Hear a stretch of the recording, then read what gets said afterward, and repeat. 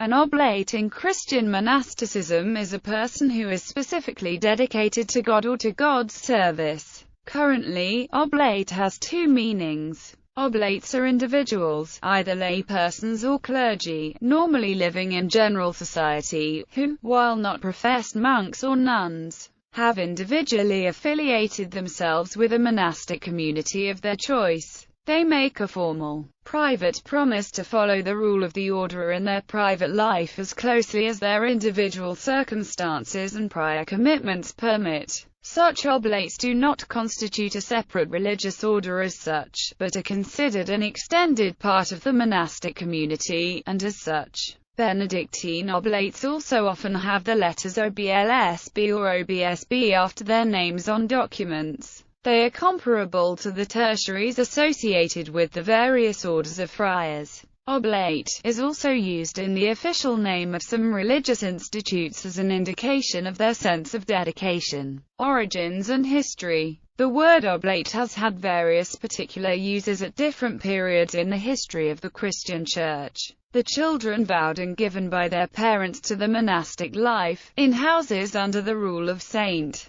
Benedict, were commonly known by this term during the century and a half after its writing, when the custom was in vogue, and the councils of the Church treated them as monks. This practice continued until the 10th Council of Toledo in 656 forbade their acceptance before the age of 10 and granted them free permission to leave the monastery, if they wished, when they reached the age of puberty. The term puer oblatus labels an oblate who had not yet reached puberty and thus had a future opportunity to leave the monastery, though puer oblatus can also refer to someone entering an abbey. At a later date the term oblate designated such laymen or women as were pensioned off by royal and other patrons upon monasteries or benefices, where they lived as in an almshouse or homes. In the 11th century, Abbot William of Hershaw or Hersau, in the old Diocese of Spires, introduced two kinds of lay brethren into the monastery. The fratres Babbati or conversi, who took vows but were not claustral or enclosed monks. Afterwards, the different status of the lay brother in the several orders of monks, and the ever-varying regulations concerning him introduced by the many reforms, destroyed the distinction between the conversis and the oblatus. The Cassinese Benedictines, for instance, at first carefully differentiated between conversi, commissure and oblati. The nature of the vows and the forms of the habits were in each case specifically distinct. The conversis, the lay brother properly so called, made solemn vows like the choir monks, and wore the scapular. The commissis made simple vows, and was dressed like a monk, but without the scapular. The oblatus made a vow of obedience to the abbot, gave himself and his goods to the monastery, and wore a sober secular dress. But in 1625, we find the conversis reduced below the status of the commissis. Inasmuch as he could make only simple vows for a year at a time, he was in fact indistinguishable, except by his dress, from the oblatus of a former century. Then, in the later Middle Ages, oblatus, confrater, and donatus became interchangeable titles, given to anyone who, for his generosity or special service to the monastery, received the privilege of lay membership,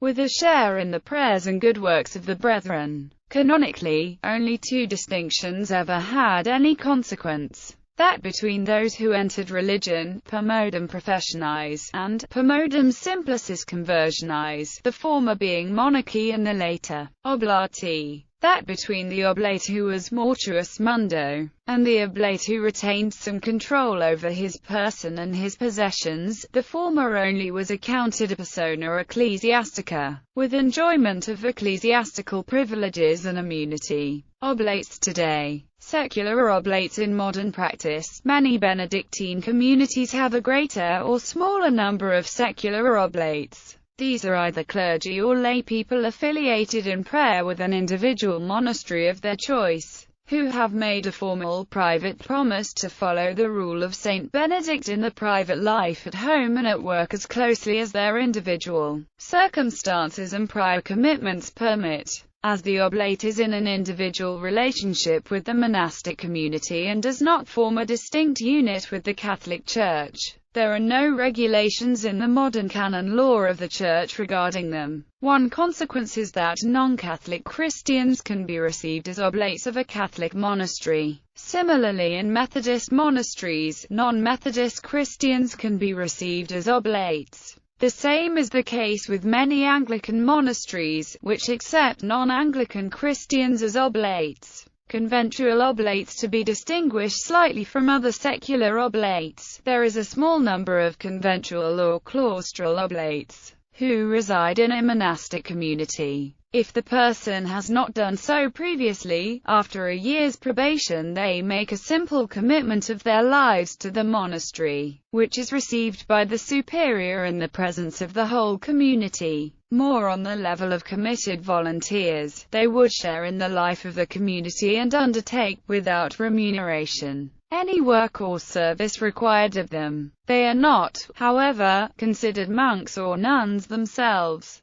Often they wear a religious habit similar to, but distinct from, that of the monks or nuns. A conventual oblate may cancel this commitment at any time, and it is cancelled automatically if the superior sends the oblate away for good reason. After simple consultation with the chapter, religious congregations that use oblate in their name. There are several religious orders that use the word oblate in their name, or in an extended version of their common name. These are not oblates like the Oblateson, and should not be confused with them. Examples include the Oblates of St. Francis de Sales, Missionary Oblates of Mary Immaculate, Oblates of the Virgin Mary, Oblates of St. Francis of Rome, Oblates Sisters of Providence, Oblates of St. Joseph. Notable oblates: Saint Henry II, Holy Roman Emperor; Saint Francis of Rome, the Servant of God; Dorothy Day, Kathleen Norris,